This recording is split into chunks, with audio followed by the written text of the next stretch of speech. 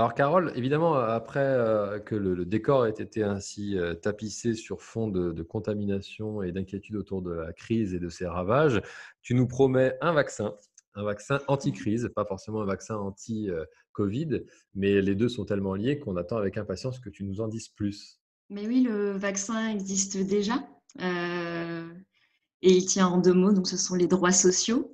Donc je te remercie de me donner les paroles et je profite de l'occasion, puisque j'ai oublié durant le tour de table de me présenter, pour rappeler donc que je suis Caroline Livard et que je suis maître de conférence à l'université de Rouen, et donc je m'intéresse aux droits sociaux. Et après donc avoir écouté les deux premières contributions, je me fais un plaisir de rappeler que donc au sein du Conseil de l'Europe, il n'y a pas que la Convention européenne des droits de l'homme et la Cour européenne des droits de l'homme, comme peut-être beaucoup d'étudiants pourraient le croire, mais il y a de nombreux autres organes, institutions et conventions européennes.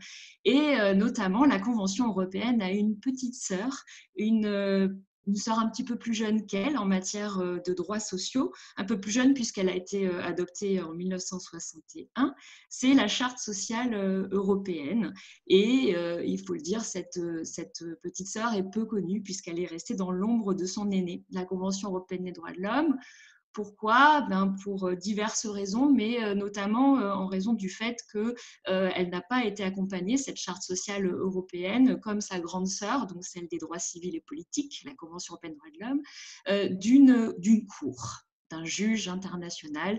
Non, c'est un petit comité d'experts, le Comité européen des droits sociaux, qui est chargé de son contrôle, et donc de contrôler que les États partis à la Charte sociale européenne respectent bien ces droits sociaux de la Charte, et par le biais donc, de deux procédures donc non juridictionnelles, une procédure sur rapport étatique assez classique en droit international et droits de l'homme, et une deuxième procédure un peu plus originale qui s'appelle les réclamations collectives, le mécanisme de réclamation collective qui permet à des syndicats ou des organisations non gouvernementales de saisir le comité de plainte en invoquant donc le fait qu'un État viole un droit de la Charte sociale européenne. Pourquoi j'ai envie de parler de droits sociaux aujourd'hui et de cette charte sociale européenne, c'est que cette crise sanitaire a mis au jour finalement le fait que ces droits civils et politiques et ces droits sociaux sont des droits de l'homme et qu'ils sont indivisibles. Des droits donc ça met au jour l'indivisibilité des droits de l'homme, ça le rappelle, puisqu'on voit finalement qu'au nom de la protection d'un droit social, le droit à la protection de la santé, eh bien, il a été porté atteinte à des droits civils et politiques, des libertés publiques. Finalement, ça permet de rappeler que pour qu'il y ait des libertés, des droits civils, il faut encore qu'il y ait des hommes qui ne soient pas morts, ou qui aient une santé à peu près correcte, des hommes qui aient de quoi se nourrir et un toit au-dessus de la tête. Donc cette indivisibilité est intéressante à relever, à noter, ça met en relief les droits sociaux. Et cette crise sanitaire a aussi mis au jour donc l'importance et les atteintes quotidiennes, générales, qui sont faites aux droits sociaux et qui ont été vraiment mises en exergue par cette crise sanitaire. Est-ce que je dois rappeler donc finalement cette crise nous a permis de nous rappeler l'importance de services publics suffisamment dotés, les grandes inégalités sociales dans notre pays, le pays peut-être qui est censé être le plus égalitaire, inégalité entre les travailleurs et travailleuses, et entre les travailleurs du télétravail, les travailleurs contraints de sortir même en cas de pandémie. On a vécu, on a pu voir fortement ce que David Graeber, dans sa théorie du bullshit job, nous explique depuis des années, c'est-à-dire que c'est quand même assez étrange que plus on est utile à la société, utile socialement, et moins on est bien payé. Inégalité entre les travailleurs avec ou sans enfants. Et puis évidemment, les inégalités des conditions de vie, les inégalités des conditions de logement ultra criantes, la précarité économique et sociale, puisque le confinement et l'arrêt du travail n'affectent pas les personnes de la même manière. Autant de questions sociales qui sont appréhendées par la Charte sociale européenne. Je vous donne des exemples et je vous montre, non, je ne vous montre pas, je vous montre à ceux qui sont en vidéo donc le fait que cette charte sociale européenne existe bien, que je ne l'ai pas inventée. Article 3 de la charte, droit à la sécurité et à l'hygiène au travail. Article 4, droit à une rémunération équitable. Article 23, droit des personnes âgées à une protection sociale.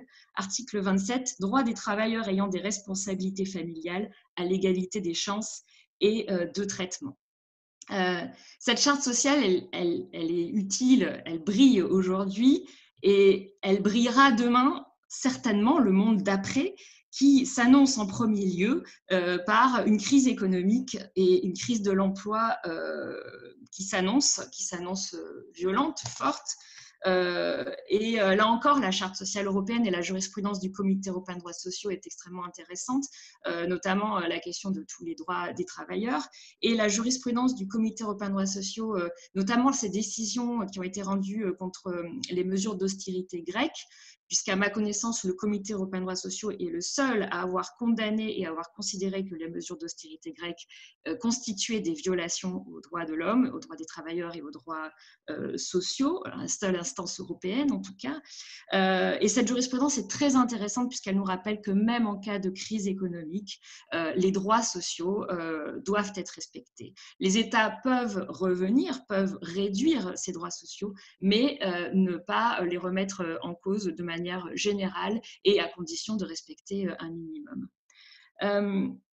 Et puis, cette charte sociale nous sera utile pour penser le monde de demain, repenser les nouvelles formes de travail, repenser les nouveaux rapports, travail, vie privée, repenser les nouvelles formes de solidarité, le monde dans lequel nous souhaitons vivre.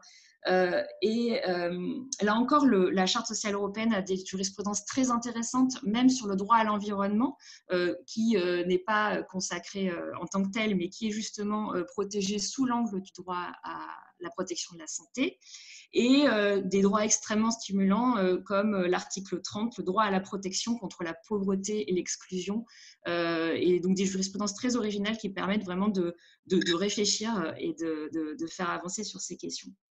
Qu'est-ce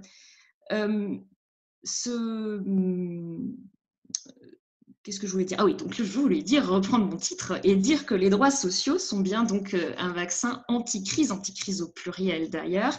Vaccin anti-crise 1, parce que ces droits sociaux permettent de protéger la dignité des personnes dans leur corps, dans leur famille, dans leur sociabilité, dans leurs conditions de vie, leurs conditions de travail. Mais les droits sociaux également sont les garants de la cohésion sociale et de la lutte contre les inégalités. Et donc, à terme, ces droits sociaux, il me semble, peuvent sauver nos démocraties libérales qui sont menacées par ces inégalités qui vont croissantes.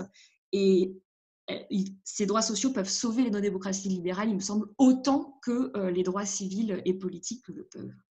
Et aujourd'hui, la Cour européenne des droits de l'homme, sur toutes ces questions sociales, ces questions de droits sociaux, est aux abonnés absentes.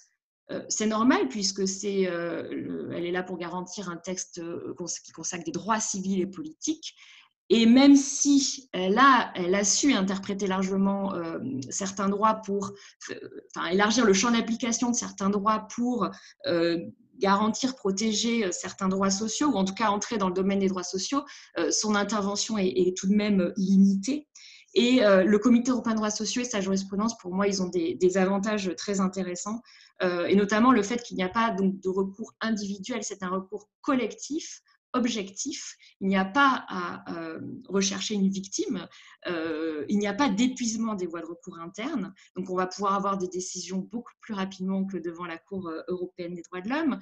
Et le Comité européen des droits sociaux statue en général. Donc, il pose, il considère que soit une situation générale, soit une législation ou des mesures prises par les États constituent des violations de la Charte sociale européenne et non pas le traitement d'une personne en particulier. Et donc, il est capable également de formuler des obligations et des mesures générales que les États doivent adopter.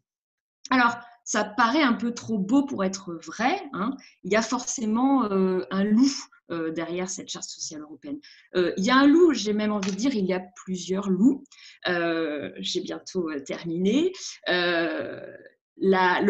Très rapidement, tous les États s'engagent à la carte vis-à-vis de cette charte sociale européenne, et donc tous les États ne sont pas tous tenus par les mêmes droits. Surtout, le Comité européen des droits sociaux n'est pas une cour. Ce n'est pas une cour, et donc les États considèrent que ces décisions ne sont pas contraignantes. Mais avant de balayer la jurisprudence en disant de toute façon tout ça ce n'est pas contraignant, je voudrais tout de même rappeler que la Charte sociale européenne, ce n'est pas de la soft law, du droit mou, et là j'ai une très belle transition, c'est un traité international dur de chez dur, et donc les États se sont engagés à respecter les décisions du Comité européen des droits sociaux, et j'ai beaucoup d'espoir aussi dans les juges nationaux qui peuvent faire et font des contrôles de conventionnalité sur le fondement de la Charte sociale européenne. Donc ce traité, il va falloir compter dessus. Et puis j'ai envie de dire, même si les décisions du Comité européen des droits sociaux donc, étaient du droit mou, de la soft law, c'est pas pour ça qu'elles n'ont aucun effet. Et donc j'ai hâte d'écouter la prochaine contribution. Je vous remercie. Merci beaucoup, Carole, pour ces éléments. Alors, effectivement, comme tu l'as très bien vu, j'agitais et je vois qu'elle commence à prendre un peu d'importance, cette baguette magique volée à ma fille à l'heure où Cendrillon a réussi à enfin s'apaiser. Mais la minute que tu as consommée, tu l'as regagnée en assurant la transition à ma place. Donc, c'est vraiment une baguette magique. Je suis très heureux de le voir. Elle m'économise ces mots et surtout des mots que je pensais doux, mais que toi, tu as plutôt choisi d'aborder tout de suite dans le volet dur de l'intervention que nous promet celle à présent de notre ami Mathieu.